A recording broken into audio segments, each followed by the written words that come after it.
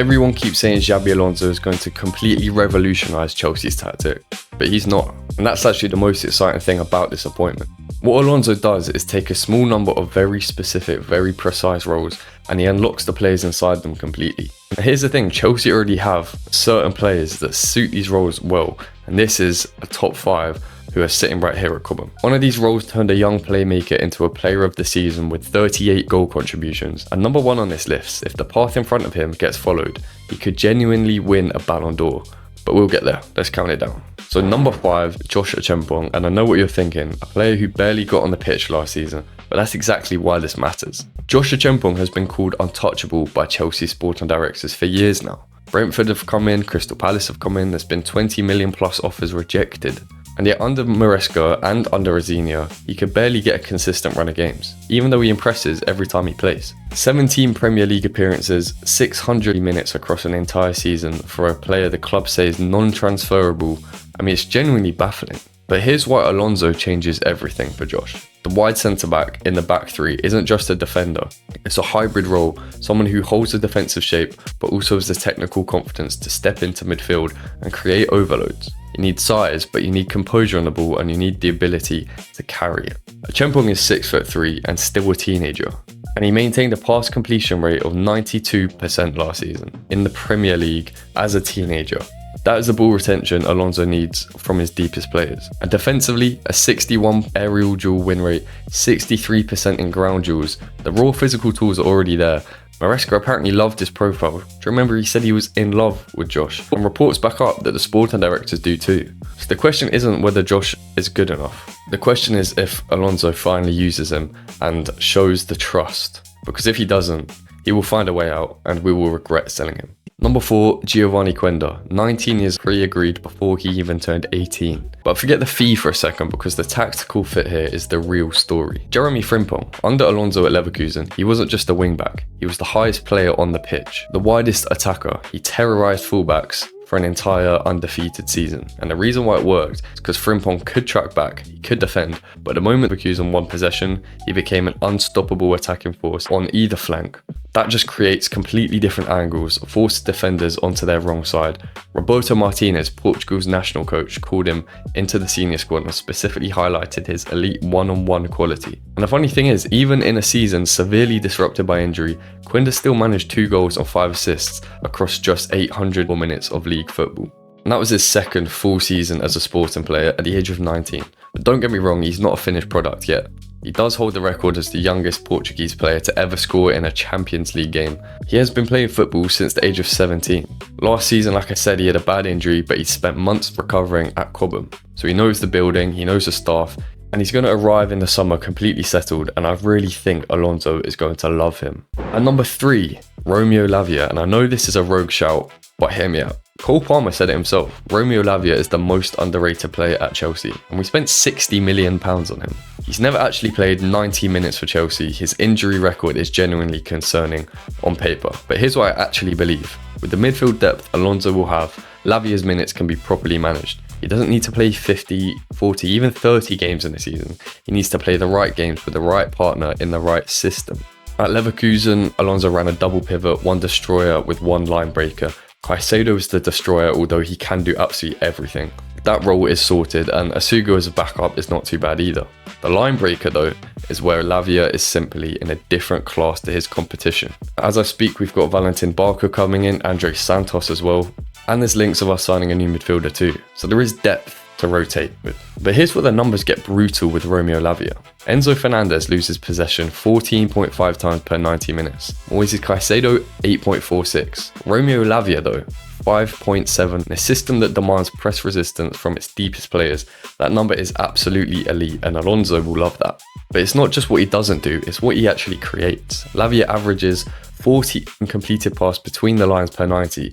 That ranks him as the number 1 midfielder in the entire Premier League last season for that specific metric. Think about what that means for Cole Palmer or other attackers that could drop in, receive it in between players. Every time Lavia plays, attackers are receiving the ball in dangerous central pockets far more often because he's bypassing the press entirely.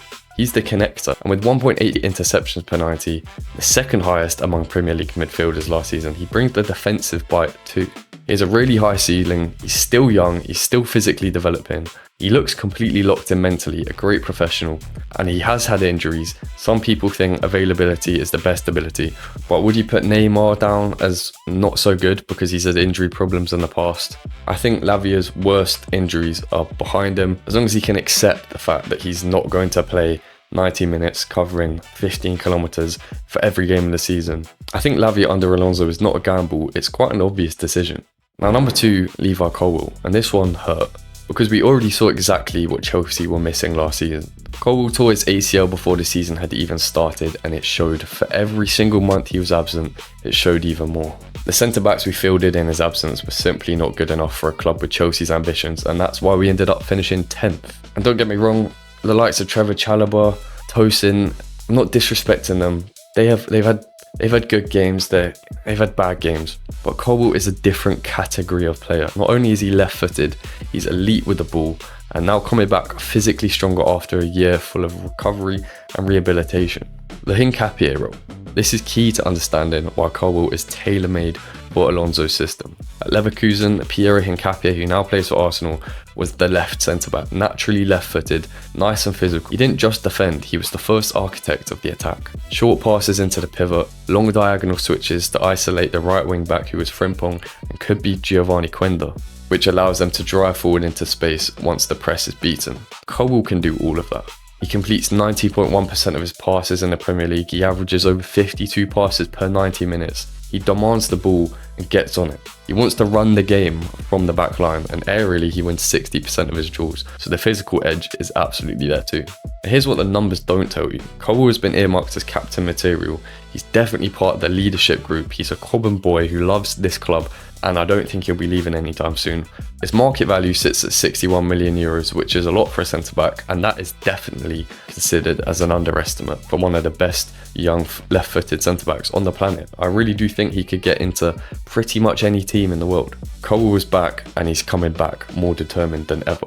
Number 4, number 1, some honourable mentions. Moises Caicedo, already one of the best midfielders in the world. He had a slight off-season last season. More towards the end of the campaign he dipped in form, but it was a cesspit of absolute depressingness, so it doesn't matter to me. He will absolutely thrive in the destroyer pivot role under Alonso, but he's already been thriving for a while. Reece James, João Pedro, both elite players who will perform under any manager in the system. This list is more about transformation, about unlocking, and nobody in this squad has a higher ceiling to unlock than Cole Palmer. 2023 Pochettino. Palmer drops deep in the right half space, picks it up between the line, curls it from the edge of the box, left foot, top corner, doesn't even celebrate. 34 appearances, 2 goals, 11 assists, 33 goal contributions, and was one of the best players on earth that season. I'm not being funny, he's playing next to a Nicholas Jackson as his striker. Then something sort of changed. 24-25, still strong, 23 goal contributions across 37 games. He performed great in some specific games. Off my memory, Conference League final, he absolutely changed that. But 25-27 goals, 1 assist, and a lot of those goals were penalties. Whether it's an injury, a lack of confidence, or the system, something has gone from Palmer. But yet his market value still sits at 100 million euros. The club still call him untouchable, because deep down everyone knows what player is in there still. Now, the right 10 in Alonso's system, this is Palmer's position. Not central, where it's too crowded and gets lost in traffic. Not wide right, as he doesn't have the pace to go down the line and beat a man. But drifting inside from the right with complete freedom to beat players, curl shots on that left foot and play killer through balls to runners, that is where Palmer is at his best. Florian Wirtz under Alonso at Leverkusen, he became one of the best players in the world. Fully unlocked him. He went to Liverpool for over £100 million. The role that Wirtz played on the left, Palmer could play on the right, with the same freedom and the same license to be the creative heart of the whole system, with the same trust from the manager. Palmer finished 8th in the Ballon d'Or in 2025, the highest Englishman on that list. 8th. In one of the most chaotic seasons I've had as a Chelsea fan. So imagine what those numbers look like under a better manager, in a more suited role, with better players around him and a system built around him. The path to a Ballon d'Or is not a fantasy, it is there to be followed. And here's something that genuinely doesn't get talked about enough when people discuss Alonso's appointment. He doesn't just stand on the side with a clipboard, he gets on the pitch. By all accounts at Leverkusen, he was physically passing in sessions, demonstrating the patterns he wants to see by himself, and the 50-yard diagonal that made him one of the greatest passers in the world to ever play the game was still pinging. The word from Leverkusen was that he was genuinely one of the best players in training years after retirement. That changes the whole dynamic for a young squad. A manager that can show you rather than just tell you is a fundamentally different proposition. And for a group of players still developing at the top level, but with the technical ability to go so far, having that presence every single day, the clarity, the identity, the standard is a serious advantage. Reports suggested Liam Rosenior struggled to give the squad the clear picture of what he was expecting. Alonso will not have that problem.